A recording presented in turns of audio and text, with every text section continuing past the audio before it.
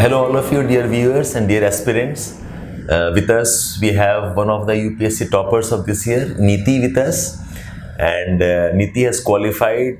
Her journey is very interesting because she has been a very different type of an aspirant. इनका graduation का background भी बहुत अलग है. And I personally think that she should have qualified much earlier. But she kept on missing out on very narrow basis. But finally, she's made it. So, Neeti, congratulations to you. Thank you so much. And we are all happy, again, as a part of the team, as a part of the institution, to see you qualify. So, I think, Neeti, you'll be getting IPS. Yes. Based on your rank and based on your preferences, right? Yes, sir. Yes, sir. So, Neeti is getting IPS in all probabilities. So, let's hear her story. What has been her inspiration? What did she do differently? And maybe you all can learn something from the process. So, नीति, पहले ये बताइए कि आपका graduation किस साल था और आपका बैकग्राउंड क्या था? सबसे पहले तो थैंक यू सर एडुकेमी की तरफ को कि उन्होंने मुझे इनवाइट किया। और सर मेरा ग्रेजुएशन 2017 में कंप्लीट हुआ। मैंने बैचलर इन फिजियोथेरेपी किया है और उसके बाद ही मैंने प्रिपेयर करना स्टार्ट कर दिया 2017 मिड से, और 2018 में मैंने अपना फर्स्ट अटेम्प्ट दिया। So it's interesting. Why? Because we don't hear people coming from physiotherapy background as often. Yes, sir. In fact, बहुत लोग सोचते हैं कि this examination is only for engineers maybe or people who have done their masters in humanities. ऐसा नहीं है. Yes. So very happy to see. It's very different because मैंने अभी तक सुना नहीं है. Though I have heard students coming from dental background qualify. Yes, sir. But you are different there. So where are you from, Neeti? आप कहाँ से हैं? सर मैं ऋषिकेश से हूँ और मेरा ग्रेजुएशन देहरादून से ही हुआ। So it's another example of not the mega cities we talk about. You Yes. come from a state, from a city which otherwise is the tier 2 cities में आते हैं. Yes, sir. Yes, sir. So how did your preparation process? How was it possible given the fact कि आप काफ़ी दूर रहे हो from Delhi, which is the center of preparation? आपने कैसे preparation किया देहरादून में?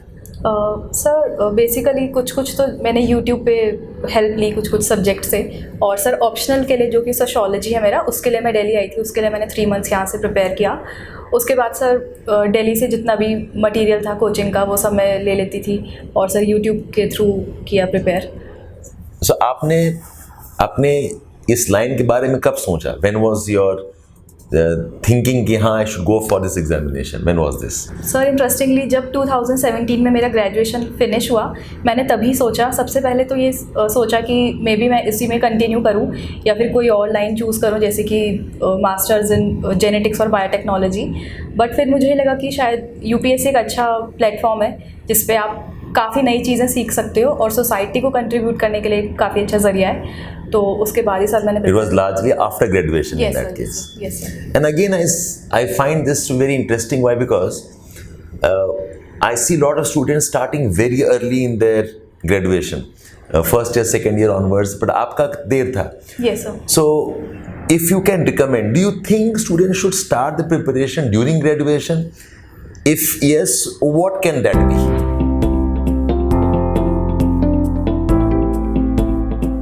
सर आई फील कि ये थोड़ा पर्सनल एक्सपीरियंस रहेगा।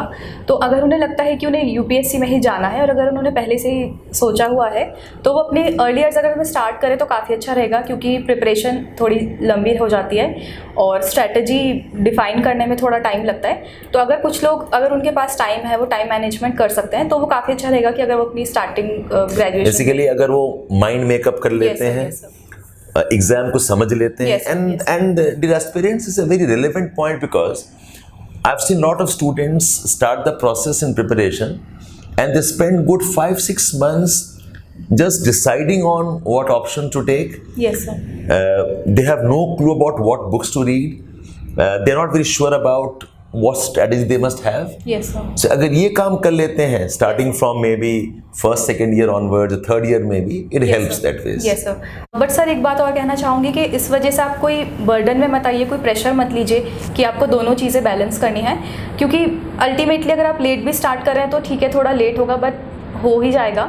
तो अगर आप लेकिन पहले ही स्टार्ट कर दे रहे हैं तो वो एडेड एडवांटेज है। अगर आप टाइम मैनेज कर पा रहे हैं, उसको डिवोट कर पा रहे हैं, तो एक लॉन्ग टर्म स्ट्रैटेजी बना लीजिए, कुछ हैबिट्स अपनी डेवलप कर लीजिए, जैसे कि न्यूज़पेपर पढ़ने की, क्योंकि ठीक प्रिपरेशन के दौरान ही अगर न्यूज़पेपर पढ़ना स्टार्ट करें तो वो स्टार्टिंग में थोड़ा टाइम टेकिंग हो जाता है। तो अगर कुछ इस टाइप की हैबिट्स आपने बना ली है और भी एडिड एडवांटेजेस हो जाती हैं, जैसे कि आप बेटर अपना टाइम मैनेज कर पाते हो, चीज़ों को थोड़ा प्रायोरिटाइज कर पाते हो, तो सर It वो becomes चीज़ better. ठीक रहता है। In fact, we had couple of other interviews also with last year's topper, and I remember one of the conversations मेरा हो रहा था when I was student, Shubham नाम है उनका, and वो भी कुछ आपका जैसा मेथड था. He focused on कि our strategy must be very good. Yes sir, yes sir. And we must know exactly what to read, what not to read, Yes. and habits. Yes sir. Okay. So will you elaborate on this? When you say strategy सही होनी चाहिए, what exactly are you looking at when you say strategy should be good?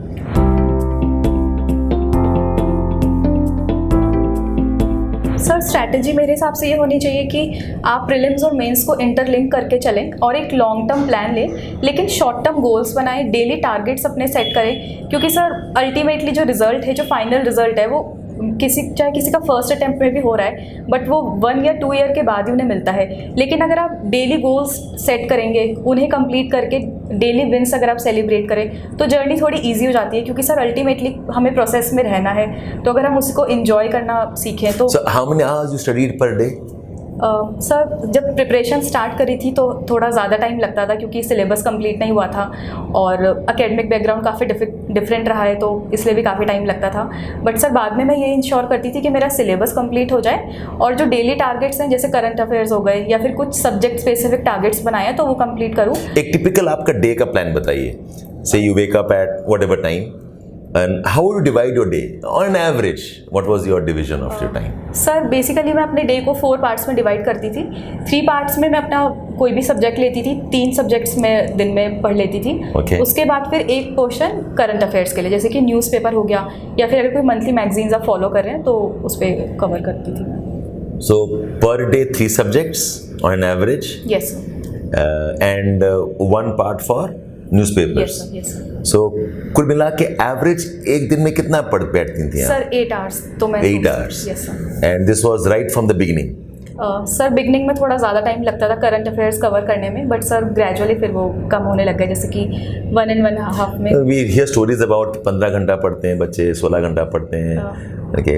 Did you ever have that kind of cycle, or do you think that's all made up exaggeration? Sir ये सबका अपना experience हो सकता है, but sir prelims के दौरान जैसे 2 महीने पहले तो 10 आवर्स हो जाता था, और सर मेंस के टाइम पे भी 10 to 12 आवर्स, क्योंकि sir back to back target exam के पहले, 1-2-3 महीना पहले में भी. Otherwise, through the process? No sir, no sir. Okay. Now, a very good thing about her preparation was कि इनके written marks are very good. आपके essays में 128 आए हैं. Your GS paper 1, paper 2 इसमें in general students have not done very well. I think yours should be among the higher scores. आप 100+ score करे हो. So what was it? What was helping you score so high marks in the GS papers and written papers? Sir GS के लिए मेरी यही strategy रही, क्योंकि काफ़ी टाइम से प्रिपेयर कर रही थी, तो यही इस बार किया लास्ट अटेम्प्ट में कि जितने भी मेरे नोट्स हैं उनको रैशनलाइज किया, उन्हें एक ही जगह पर कलेक्ट किया, क्योंकि सर बहुत कम टाइम होता है हमारे पास रियल एग्जामिनेशन से पहले। Okay. तो मैंने यही ट्राई किया कि मैं उनको रैशनलाइज कर लूँ और जो भी डिफरेंट सोर्सेज से मैंने चीज़ें रेफर किया उन्हें एक जगह लिख लूँ, ताकि रिविजन के टाइम पे ईजी रहे। नेक्स्ट थिंग सर ये करी कि प्रेजेंटेशन में थोड़ा सा वर्क किया, कि जैसे डायग्राम्स ऐड करें, कुछ पहले से टेम्पलेट्स बना के रख लिए, इंट्रोडक्शन कंक्लूजन का पहले से सोच के रख लिया कि क्या लिखना है, और सर वेरीड डायमेंशन से थोड़े से एग्जांपल्स ऐड करने का सोचा। तो सर एक तो आपने सारा नोट्स और कंटेंट आपने कंसोलिडेट कर लिया. Yes sir. Okay. And second you did was you worked on the presentation skills. Yes. Diagrams के साथ में डेटा फैक्ट्स ऐड किया. Yes sir. Okay, and third you did was what? What was more of practice भी किया होगा आपने? Yes sir. Sir prelims और mains के बीच में जो टाइम होता है उस बीच में मैंने फुल लेंथ टेस्ट लिखे, और सर कुछ जगह से जैसे एडुकेमी से ही मुझे कुछ जीएस का वैल्यू एडिड मटेरियल मिला, तो वो मैंने रेफ़र करके जहाँ पर मैंने अपना नोट्स पहले से बनाए हुए हैं वहीं पर उनको ऐड कर लिया, क्योंकि सर एग्जाम से पहले इतना टाइम नहीं होता है कि हम डिफरेंट चीज़ों से रेफ़र करें। तो yes I agree. I mean ये पढ़ने वक्त मुझे लगता है कि बहुत बच्चे ध्यान नहीं देते हैं कि अल्टीमेटली उनका जो भी नोट्स है उस फॉर्म में होना चाहिए. Yes sir. कि they can revise it very right fast. Sir. Right, that's what you have done. Yes. Excellent. Okay. So, Neeti, बताइए, what do you do for essays? 128 this year in essay is a very good mark. In general, I have not heard students cross 100 or 110 also. तो आपने essays में क्या किया? Sir जब अपना पिछला attempt दिया था मैंने, तो सर आपके लेक्चर्स जो थे उनको रेफ़र किया, बेसिक स्ट्रक्चर उनसे बना लिया। सबसे पहले तो ये समझा कि एसेज का मतलब क्या होता है, कि एसेज में जो हमसे पूछा गया है हमें उन लाइंस पर तो लिखना ही है, साथ के साथ हमें टाइम का भी ख्याल रखना है, क्योंकि दोनों एसेज को टाइम बाउंड मैनर में कंप्लीट करना है। और सर ये सोचा कि एसेज में कुछ राइट और रॉन्ग नहीं होता है, बस एक रेलेवेंस की ज़रूरत है। तो हम जो कॉपी चेक कर रहे हैं उनको इतना एंगेज कर दें अपने एसेज में कि वो अल्टीमेटली हमें अच्छे मार्क्स दें। और सर इस साल की मेरी ये अप्रोच रही कि मैंने अपनी जो थिंकिंग पावर थी उसे थोड़ा सा ब्रॉड किया, और ये मैं ऐसे कर पाई कि मैंने कुछ नॉन फिक्शनल बुक्स रीड करना स्टार्ट किया। जैसे अभी लास्ट अटैम्प्ट था तो सर थोड़ा टाइम था कि इन चीज़ों पर वर्क करूँ। Speak on that a bit more. What do you mean by reading non-fictional books for essays? Sir जैसे कुछ डाइवर्स टॉपिक्स हैं, जैसे युवल नोआ हरारी की 3 बुक्स हैं, ह्यूमन इवोल्यूशन के ऊपर, 21 challenges for the 21st century, और सर इस टाइप की और भी बहुत सारी बुक्स हैं जो मुझे लगा कि एज अ पर्सन भी थोड़ा सा इवॉल्व करेंगी, और एसेज में तो खास तौर पे काफ़ी ज़्यादा इंपॉर्टेंट रहेंगी। और सर एडुकेमी ने भी जो एक वैल्यू एडेड मटेरियल शेयर किया था कि कुछ बुक्स हैं उनकी इंपॉर्टेंट समरी है, क्योंकि सर हम कितना ही पढ़ लें बट अल्टीमेटली हमें उसे यूज़ करना आना चाहिए। तो सर यही इंश्योर किया इस बार कि वो अपने एसेज में लिखूँ मैं। So, आप एसेज को कैसे अप्रोच करती थी? What was your mindset when you wrote an essay?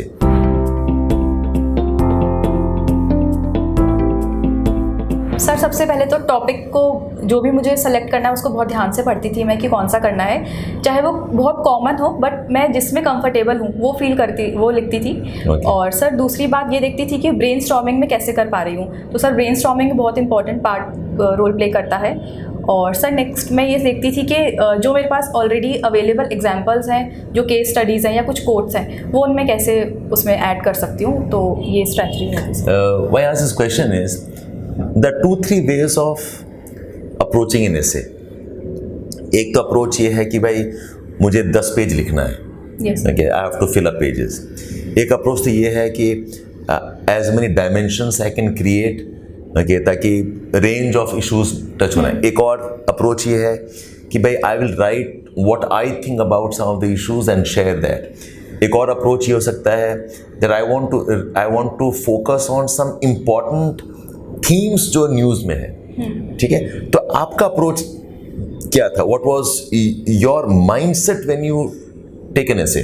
Sir सबसे पहले तो यही देखती थी मैं कि इसमें कितने डायमेंशंस कवर हो जाएं, और बहुत ज़्यादा डायमेंशंस कवर करने का नहीं सोचती थी, जैसे कि 4 या 5 डायमेंशंस, क्योंकि इससे ज़्यादा ना हमारे पास टाइम होता है ना स्पेस होता है। और सर वो जितने ज़्यादा हम 3-4 डायमेंशंस, यस सर, ओके। और उसके बाद सर ये देखती थी कि जो मेरे पास ऑलरेडी एग्जांपल्स हैं मैं उन्हें कैसे यूज़ करूं, और रेलेवेंट भी हो एग्जांपल्स, क्योंकि बहुत ज़्यादा कॉमन होंगे तो भी मार्क्स ज़्यादा अच्छे नहीं मिलेंगे। और सर नेक्स्ट ये देखती थी कि जो मेरे पास कोट्स हैं मैं उन्हें कैसे यूज़ कर सकती हूँ। और स्टार्टिंग में मैं थोड़ा बर्डन ले लेती थी कि कोट्स नहीं वो कोट कर पा रहे हैं, तो बट लास्ट में यही एनालाइज़ किया कि हमारा एनालिसिस अच्छा होना चाहिए, हमने एससी के टॉपिक को कितना अच्छे से समझा और उसके साथ कितना अच्छा जस्टिस किया, तो ये चीज़ मुझे लगी सर। और सर नेक्स्ट एक बात कहना चाहूँगी कि एसेज में सर थोड़ा सा हमें थिंकिंग पार्ट अच्छा होना चाहिए, क्योंकि बाकी क्वेश्चंस हैं वो थोड़े स्ट्रेट फॉरवर्ड रहते हैं कि हमें पता है कि उसमें क्या लिखना है, बट सर एसे में अपनी हम क्रिएटिविटी दिखा सकते हैं। तो वैसे भी कहूँगी कि जितना हम जब थोड़ा खाली बैठे हों तो थोड़ा सा ब्रेनस्टॉर्म करें कुछ टॉपिक्स, तो फिर वो थोड़े स्ट्रक्चर भी बन जाता है, क्योंकि सर एसेज का थोड़ा सा पॉइंट ऑफ व्यू अलग हो जाता है बाकी क्वेश्चंस और बाकी पेपर से। तो इस बार ये इंश्योर किया कि जो भी पढ़ा है, जो भी सोचा है, उसको ऐसे में अच्छे से। I like this and I think that's interesting. 2-3 चीज़ नीति ने कहा and if you all have paid attention to, एक तो वेरी इंपॉर्टेंट है कि don't write too many dimensions, okay, and I am surprised because not many people say this. 3, 4, 5 dimensions में ऐसे बन सकता है, yes sir, okay.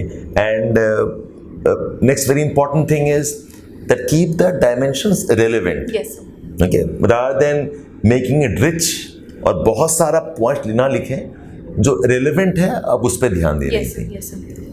And like the idea you talked about कि think about issues, yes sir, okay, not merely dump content, yes sir, and that comes probably from some extra reading, yes, beyond the yes, sir, okay fine. और sir thoughts का flow होना भी ज़रूरी है, क्योंकि कभी कभी हम ऐसे में बस लिखे चले जा रहे हैं। ऑर्गेनाइज्ड वे में हो तो बेटर रहता है अपने ऐसे को और ज़्यादा एनरिच करने में।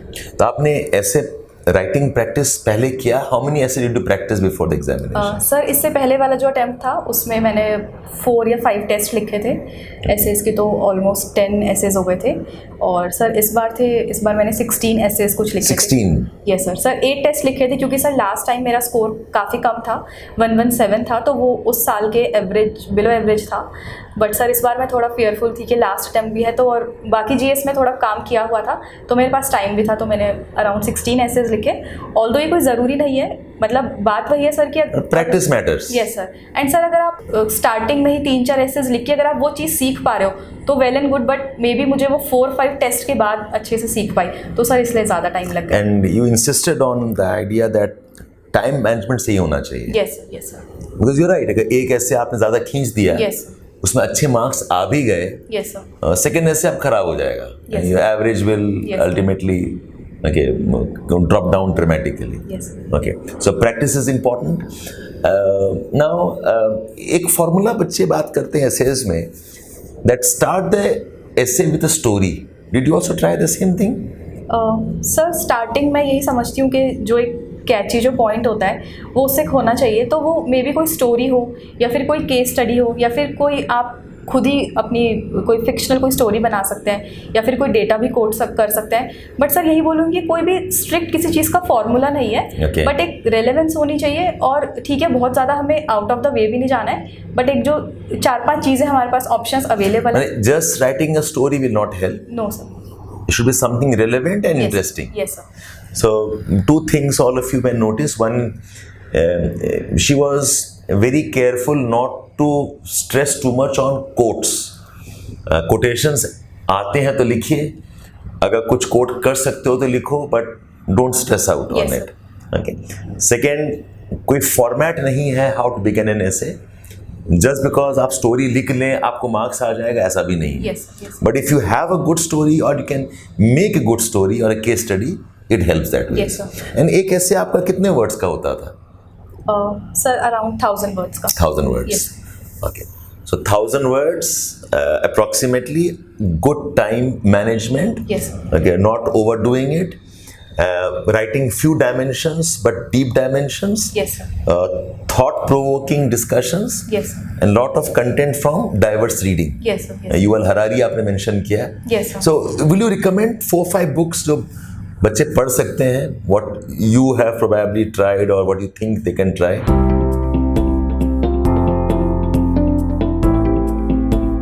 सर जैसे 21 चैलेंजेस फॉर 21st सेंचुरी है युवल नोआ हरारी की, वो काफ़ी अच्छी बुक है। Okay. और सर एक एल्विन टॉफलर की बुक है, वो देख सकते हैं। एक Third Wave. Yes sir, yes Okay. Sir. एक है सर रेंज करके है एक बुक डेविड एप्स्टिन की, तो उससे थोड़ा सा आइडिया लग जाता है। बाकी सर मैं यही बोलूँ कि अगर टाइम ज़्यादा नहीं है तो समरी अवेलेबल है, तो उससे हेल्प लेके, क्योंकि इतना टाइम नहीं होता है प्रीलिम्स और मेंस के बीच में, जो नेक्स्ट ईयर अपीयर करने वाले हैं वो भले ही पढ़ सकते जो हैं। कम से कम 5-6 बुक्स का समरी ही पढ़ लें। Yes sir. Diverse areas yes के। सर, क्योंकि सर हमें बस सबका एक ये जानना है कि उसने बताया क्या है और उसे यूज़ करके अपने ऐसे में यूटिलाइज करना है। जिस्ट क्या है Yes, and they sir. Can Yes, discuss that. Interesting. So books आप पक्का पढ़ें और इंटरेस्ट अच्छी बात है, अदरवाइज समरीज ही देख लें। Yes sir. That should help. Yes sir. Okay, fine. Now if I can ask you about your an experience with Educhemy. How do you think Educhemy helped you in your essays and your essays marks? Sir जब मैंने अपना first mains दिया था तो उस time पे Covid lockdown की वजह से काफ़ी एक्सटेंड हो गया था प्रीलिम्स, तो उस टाइम पे सर मैंने फर्स्ट टाइम एसए की प्रिपरेशन स्टार्ट करी, और सर आपके जो प्रीवियस ईयर क्वेश्चंस थे एसेस के उन्होंने बहुत हेल्प किया। आपने पूरा अच्छे से बताया कि कैसे हमें इसे अप्रोच करना है, और उसके बाद आपके कुछ 15-16 लेक्चर्स थे कि कैसे हमें अपने एसेस का स्ट्रक्चर मेंटेन करना है, और कैसे जो एसे है वो बाकी सब्जेक्ट से अलग है, बट स्कोरिंग भी बहुत ज़्यादा है, लेकिन अगर हम मेसअप कर जाएँ तो काफ़ी कम मार्क्स भी आ सकते हैं। और सर एडुकेमी ने सबसे अच्छी बात ये रही कि उन्होंने जो कुछ बुक्स की जो समरी है वो अपलोड करी, तो उससे बहुत हेल्प मिली। और सर जीएस के लिए भी यही कहूँगी कि जीएस में भी एडुकेमी के कुछ टेम्पलेट्स थे, तो वो मैंने फर्स्ट टाइम तभी रेफ़र किए कि PYQs को हमें कैसे अप्रोच करना है और कैसे मतलब एक परफेक्ट आंसर होना चाहिए, और सर टाइम मैनेजमेंट कैसे एक ऐसे में हमें maintain. Neeti has been very generous. I do not know how much it'll help all of you. But yes, we do have resources में PYQ analysis है हमारे, we do have test series, and yes, you're right, we come up with a booklet on essays जिसमें कि कुछ books के summaries होते हैं, okay, quotes के लिस्ट भी होते हैं. So I am glad we help you there Niti, but largely I think आपका एजुकेशन बैकग्राउंड ऐसा रहा है, आपकी रीडिंग हैबिट्स ऐसी रही हैं which probably have helped you in your essays marks and essays preparation. Yes. Okay, now if I ask you कि you have taken some time, this was your 6th attempt. Yes, sir. And in every attempt she was very close. First time she missed out by what, 1 mark? Yes, sir. In the prelims. Then she missed out narrowly in the interview also. This is your second interview. Yes, sir. So what was going wrong with you? Because you were so close with a good focus strategy. What was missing out for you in your preparation?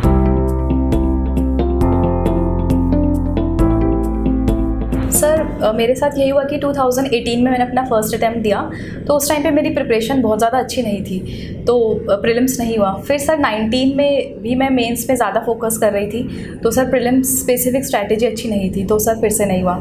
Sir 2020 में interview तक पहुंची, but sir final list में 1 mark से रह गया. और sir इतने failures देखने के बाद maybe I was not performing very well, so sir that impacted my performance in examination. And sir एक बात कहना चाहूँगी कि कुछ पर्सनल ट्रेट्स जैसे कि स्लीप वेक साइकिल थोड़ी डिस्टर्ब थी, तो सर प्रिपरेशन अपनी जगह है, बट आई फील के परफॉर्मेंस मैटर्स द मोस्ट, तो इसलिए मेरा 2021 वाला प्रीलिम्स नहीं हुआ. और सर इतने सारे फेलियर्स देख चुकी थी, तो थोड़ा सा हार्ट ब्रेकिंग था वो, तो सर 2022 वाले अपने प्रीलिम्स में अच्छे से फोकस नहीं कर पाई. तो मेरे लिए सर यही रहा कि प्रीलिम्स थोड़ा सा मुश्किल रहा. पहले खुद की प्रिपरेशन नहीं थी, बट हम मे बी वो काफ़ी लोगों के साथ होता है कि हम ये नहीं देखते कि हमारी प्रिपरेशन अच्छी नहीं थी, नहीं हुआ, बट हम वो फेलियर्स का बर्डन ले लेते हैं. तो सर जो प्रीवियस फेलियर्स के जो बर्डन थे, सर उसने परफॉर्मेंस पे इम्पैक्ट किया. If I summarize it, while preparation may or may not be good, Yes, sir. बहुत बार हम एनालिसिस ठीक से कर नहीं पाते हैं कि Yes. Exactly what's missing. Yes, yes. And we get emotional about our failures, Yes, sir. which I think you overcame eventually. Yes, sir. And बहुत discussions में नीति you talked about your sleep wake cycles. Yes, sir. Okay, basically you mean to say कि आप रात भर पढ़ती थी शायद, and your day used to be disturbed. Yes, Is that what you yes. mean by that? Yes. So exam hall में आपको problems हुआ करती थी. Yes, sir. Are you in general a nervous type of a person? You get nervous very fast? Sir in general तो नहीं, but prelims थोड़ा सा deciding factor भी रहता है. Yes. और ये होता है कि पूरे ईयर आपको वेट करना है, तो may be that impacted my sleep wake cycle, और इसीलिए सर इश्यूज आए थोड़ा. Dear aspirants, we have all type of students who try. Some of them fail, some of them make it, but these are some learning things. आप लोग भी अपने के failure से मायूस ना हो. She has taken some time. What I can appreciate about her is कि ये हर फेलियर्स में कुछ ना कुछ सीखी हैं, and she kept her momentum, she kept her efforts on, and she talks about strategy, she talks about कि exam day में आपका परफॉर्मेंस बहुत मैटर करता है. अगर आप ठीक से सोए नहीं हैं, अगर आप ठीक से अपने आप को मेंटली स्ट्रांग नहीं करे हैं, एग्ज़ाम हॉल में अगर वो 2-3 घंटा आपने ठीक से मैनेज नहीं किया है, that impacts you not just the entire years preparation. Yes. Right? So what inspires you into civil services? Why I'm asking you this is because 2-3-4 साल 5 साल किसी चीज़ में लगे रहना, एंड डिस्पाइट द फैक्ट कि यू आर ट्राइंग और हो नहीं पा रहा है, तो आपको अपना मोटिवेशन आप कैसे बनाए रखती थी? What was the inspiration that put you back in the process and keep on trying?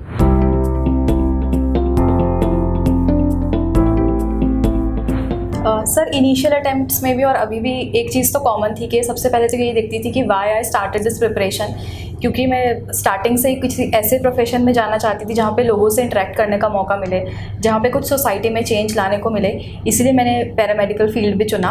और सर अब लेटर अटेम्प्ट्स में तो ये हो गया था कि मतलब आगे बढ़ना थोड़ा मुश्किल था, बट सर पीछे जाना तो इम्पॉसिबल ही था। तो सर मैं यही देखती थी कि अब बस पहले तो शायद test of patience, test of knowledge था, बट सर अभी टेस्ट ऑफ पेशेंस था। तो मैं यही सोचा करती थी कि कोई बात नहीं, मंजिल नहीं मिली तो क्या हुआ, थोड़ा रास्ता तो कवर हुआ ही है मेरा। कोर्स तो ठीक है, जो चीज़ें अपने टाइम पे होंगी ठीक है, बट जो मैं कंट्रोल कर सकती हूँ वो करूँगी।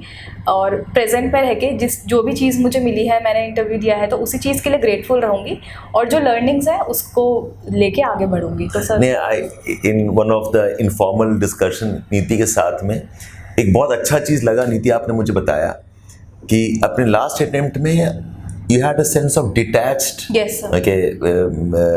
engagement with the preparation. Yes, sir. Can you talk about that a bit more? Maybe that helps students and aspirants. Sir मैं यही बोलूँगी कि मैंने इससे पहले भी मेडिकल के लिए प्रिपेयर किया है, उसमें मुझे 3 बार सफलता हासिल नहीं हुई।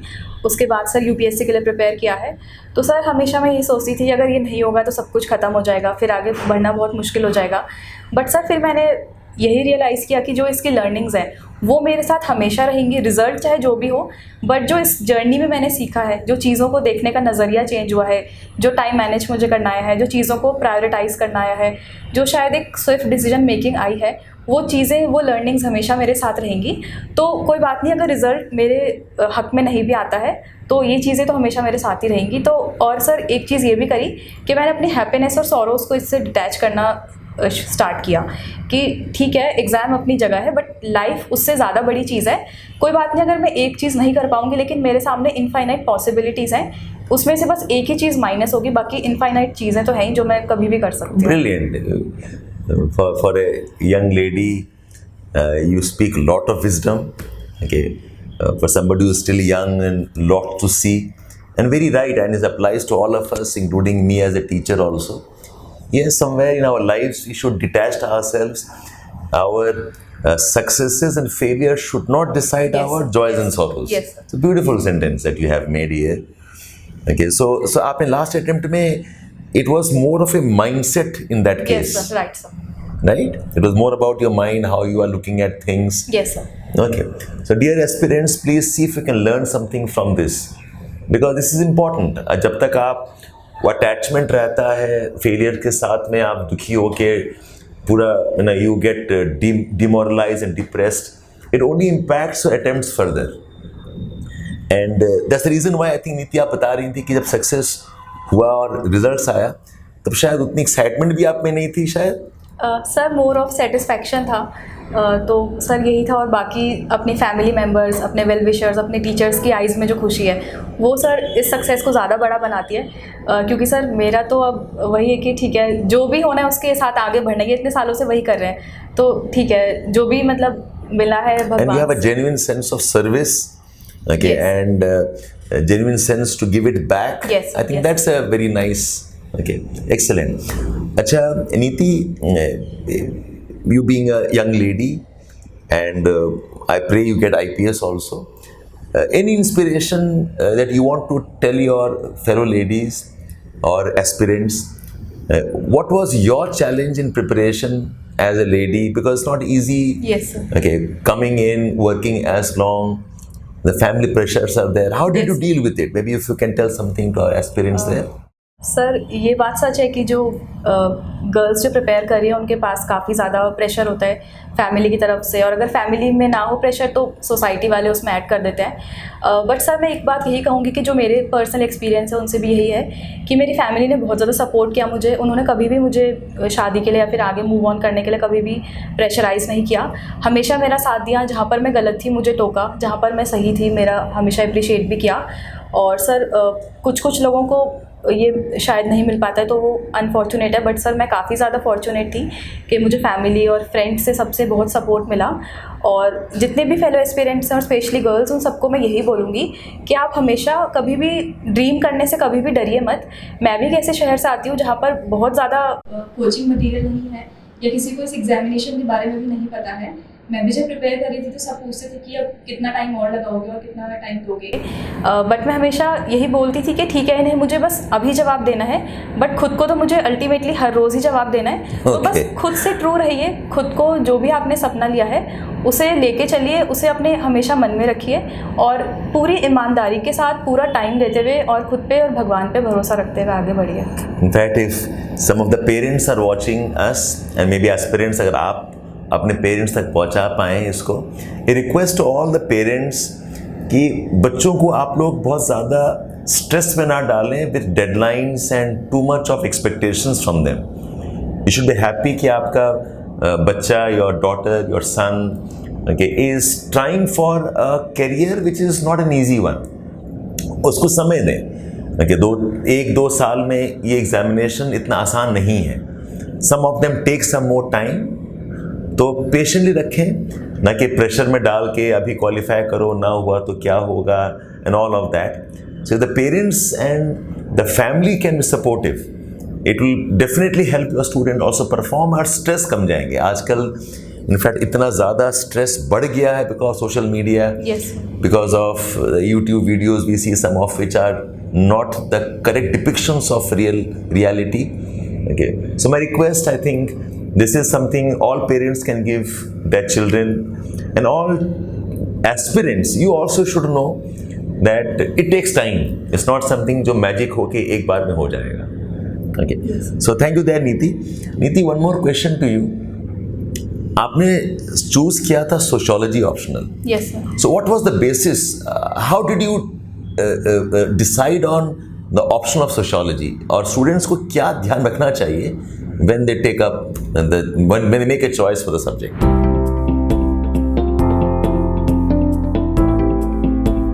सर सबसे पहले तो मैंने 2 या 3 सब्जेक्ट्स शॉर्टलिस्ट कर लिए थे कि इन्हीं में से मुझे कुछ लेना है, जैसे सोशियोलॉजी या फिर एंथ्रोपोलॉजी या PSIR। उसके बाद सर मैंने नैरो डाउन किया उसके प्रीवियस ईयर क्वेश्चंस देख के, उसका सिलेबस देख के और मेरा इंटरेस्ट देख के। और सर फॉर्चुनेटली मार्केट में सब टाइप्स के, हर कोचिंग वाले सब सब्जेक्ट्स के लिए मटेरियल अवेलेबल है। तो सर उसमें थोड़ा टाइम लगा, जैसे 3-4 मंथ्स लग गए मुझे ये डिसाइड करने में। बट सर यही देखा अल्टीमेटली कि मेरा इंटरेस्ट किस में है और मतलब किस में मैं बेटर परफॉर्म कर पाऊंगी। तो सर यही बेसिस रहता है मेरे हिसाब से। It was a very personal choice. Yes, sir, yes. Was it determined by trends in the market in general? No sir, no sir. That's an important point, Yes, because sir. I think बहुत बच्चे वहाँ mistake कर जाते हैं। And sir एक बात और भी है कि सर ट्रेंड्स तो हर ईयर चेंज होता है, तो सर उस बेसिस पे हम वैसे भी डिसाइड नहीं कर सकते हैं, क्योंकि हर साल कभी कोई ऑप्शनल अच्छा परफॉर्म कर रहा है, कभी कोई, तो जिसमें भी आपका पर्सनल इंटरेस्ट है, क्योंकि नहीं पता आपको कि आपको कितने टाइम तक इस ऑप्शनल के साथ चलना पड़ेगा। तो जिसमें भी आपका इंटरेस्ट है और जो भी आपको लगता है कि वैल्यू ऐड करें। और सर ये भी कहूँगी कि जो अगर आप ऑप्शनल ले रहे हैं, अगर वो ओवरलैप कर रहा है बाकी सब्जेक्ट्स में या बाकी सब्जेक्ट्स में हेल्प कर रहा है, तो वो भी एक एडिड एडवांटेज है। बाकी अगर नहीं भी कर रहा है तो भी आप ले सकते हैं, बट बेसिकली पर्सनल चॉइस है। सो वन इज इंटरेस्ट होना चाहिए। Yes sir.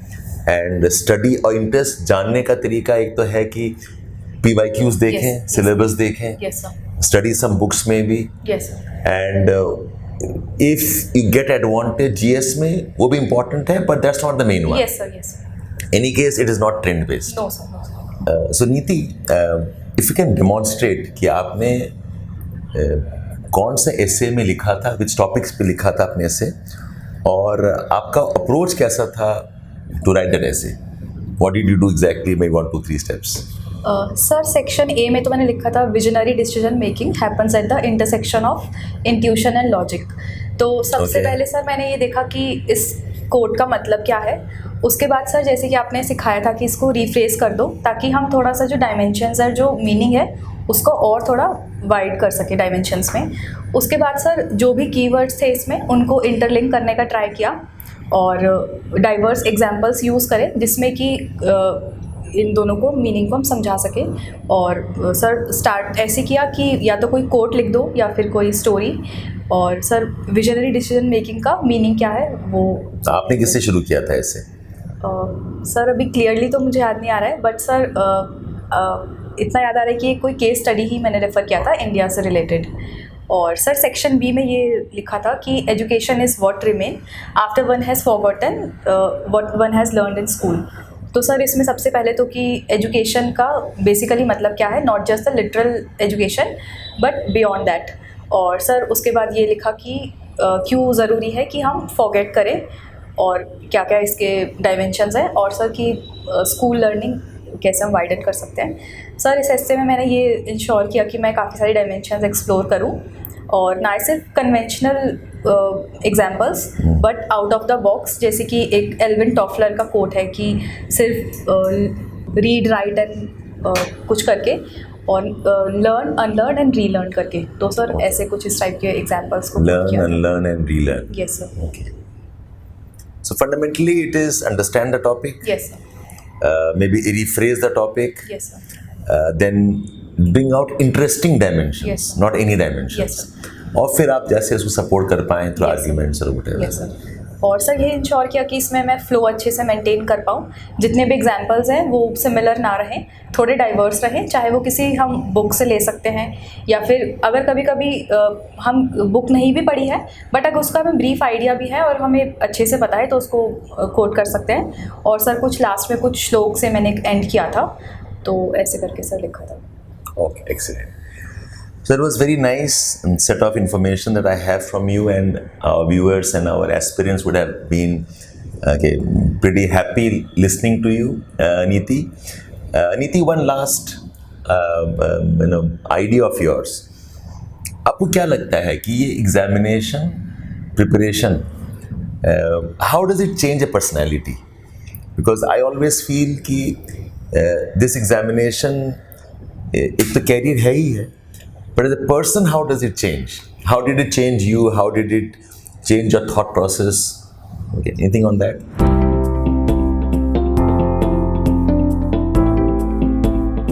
सर इस पे एक बात याद आ रही है, आपने एक बार एक टेलीग्राम पे पोस्ट शेयर की थी, उसमें बोला था कि ये एग्ज़ाम को सिर्फ आप एक एग्ज़ाम क्लियर करने के हिसाब से मत देखिए बट एक पर्सनालिटी डेवलपमेंट कोर्स करके देखिए। तो सर जब प्रिपरेशन ही स्टार्ट की थी तो यही देखा कि चीज़ों को देखने का नज़रिया ही चेंज हो गया है। और बाकी सर जैसे कि एडिड वैल्यूज़ हो गई कि टाइम मैनेजमेंट, चीज़ों को प्रायोरिटाइज़ करना, खुद को ज़्यादा सीरियसली नहीं लेना, और कभी कभी हमारे साथ जब कॉन्टिन्यूसली कुछ हमारे फेवर में नहीं होती है चीज़ तो हम थोड़ा विक्टिम कार्ड प्ले करने लग जाते हैं। तो यही देखा कि ठीक है, सबके अपने एक्सपीरियंस हैं, सबकी अपनी जर्नी है, सबके अपने टाइमिंग्स हैं, तो बस आप प्रोसेस में रहिए। और सर एक चीज़ मैं कहना चाहूँगी, मैंने इस एग्जामिनेशन में 3 P's को ही समझा, प्रोसेस, परसिवरेंस एंड प्ले। तो प्रोसेस को समझिए, परसिवरेंस के साथ आगे बढ़ते रहिए और बस अपना जब भी आपको मौका मिले आप अपना बस बेस्ट शॉट दीजिए, और अभी नहीं तो बाद में ज़रूर आपको जो भी आप चाह रहे हैं वो ज़रूर मिलेगा। Patience, perseverance and play. Yes sir. Okay, मतलब धैर्य के साथ में, प्रोसेस के साथ में, keep on working and keep on doing your thing. Excellent. तो नीति, आजकल एक बहुत कन्वर्सेशन चल रहा है, in fact one of the senior government officials ने भी कह दिया था कि बच्चे giving attempts in UPSC such a waste of time, waste of talent, that it is such a waste of youthful years. Do you think this is a right perspective to look at the aspirants and their time they spend, or do you think you have a different idea on this?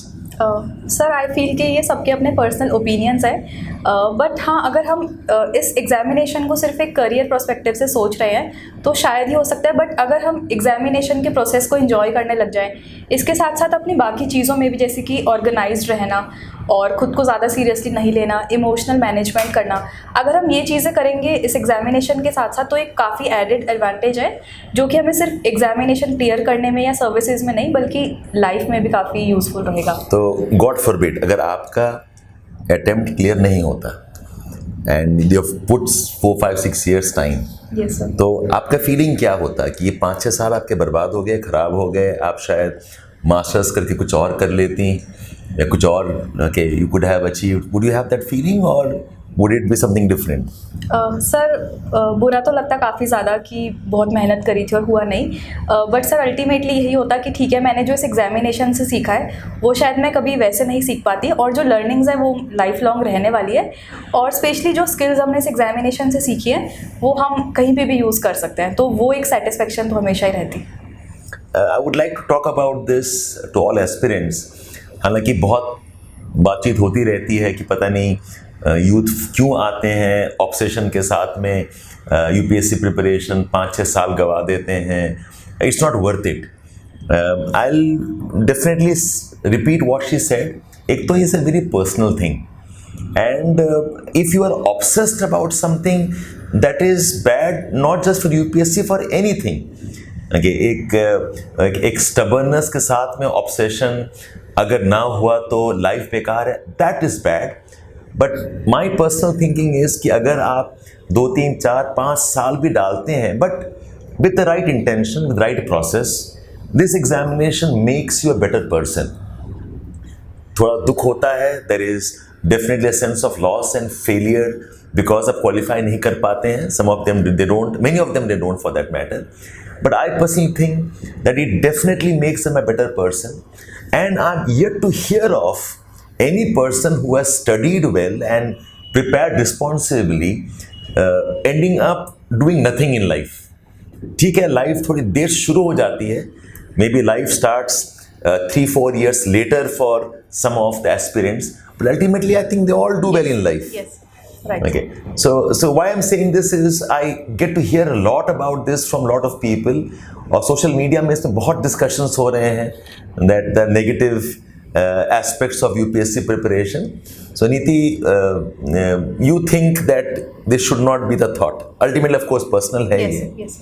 Yeah. So would you encourage the youth and the young to try this line once if they have this dream ambition? Sir मैं यही कहूँगी कि अब right intent के साथ start कीजिए, अपनी strategy पे हमेशा विश्वास रखिए, और सिर्फ ये कहूँगी कि अगर आपने ये प्रिपरेशन स्टार्ट करी है तो कोई एक सेंस ऑफ सेल्फ बिलीफ रहा होगा, तो उसको हमेशा रखिए और भगवान के इशारे को समझिए कि आपको उन्होंने ये पाथ दिखाया है, तो बस पूरी ईमानदारी के साथ इसमें आगे बढ़ते रहिए और अपना हार्ड वर्क करते रहिए. It's perfectly fine to dream. It's perfectly fine to aspire for a very big goal in life. उसमें टाइम लगता है, और अगर फेलियर होती भी है, it is not actually a failure, it's a learning process.